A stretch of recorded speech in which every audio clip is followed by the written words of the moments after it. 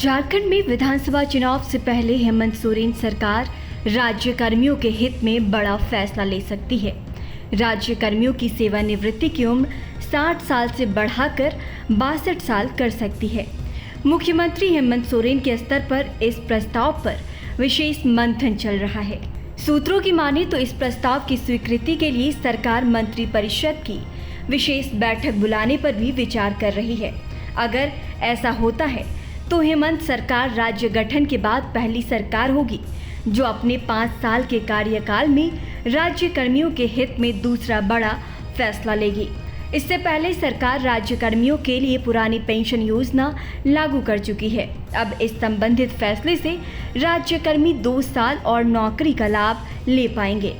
राज्य सरकार के अलग अलग विभागों में फिलहाल लगभग 1.70 लाख स्थायी अधिकारी और कर्मचारी काम कर रहे हैं। गृह विभाग में करीब 76,000, प्राथमिक और माध्यमिक शिक्षा विभाग में 51,000 कर्मी कार्यरत हैं। इसके अलावा स्वास्थ्य विभाग में 8300, भू राजस्व विभाग में 6700, विधि विभाग में 5800, जल संसाधन में 4000 कर्मी काम कर रहे हैं।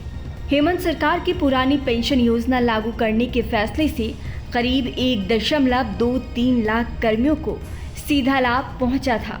ऐसे में सवाल ये उठ रहा है कि आखिर हेमंत सरकार उम्र सीमा क्यों बढ़ाना चाहती है।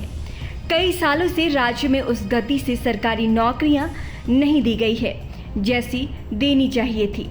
लगभग 67 पद खाली हैं। 5 साल में करीब 26,509 राज्यकर्मी रिटायर करेंगे। विधानसभा चुनाव नजदीक है। कर्मियों के इस मांग को पूरा कर सरकार अपने वोट बैंक को मजबूत कर रही है। सरकारी आंकड़े के मुताबिक झारखंड में अगले 5 साल में कुल 26,509 कर्मी सेवानिवृत्ति हो जाएंगे।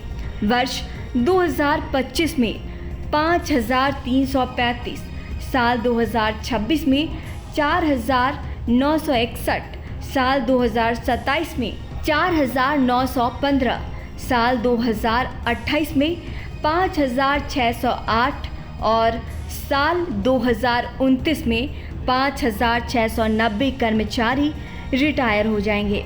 जानकार इसको लेकर ये तर्क देते हैं कि उम्र सीमा बढ़ने बेरोजगारी बढ़ेगी, सरकारी नौकरियों में भर्ती कम होगी। वहीं दूसरी तर्क ये भी दी जा रही है कि सेवानिवृत्ति उम्र बढ़ाने से नई नौकरियों पर नकारात्मक प्रभाव भी पड़ सकता है। नौकरी नहीं मिलने से नाराज छात्रों में सरकार के प्रति नकारात्मक छवि बन सकती है। न्यूज नेशन अब व्हाट्सएप पर खबरों के ताजा अपडेट के लिए न्यूज नेशन के इस QR कोड को स्कैन करें।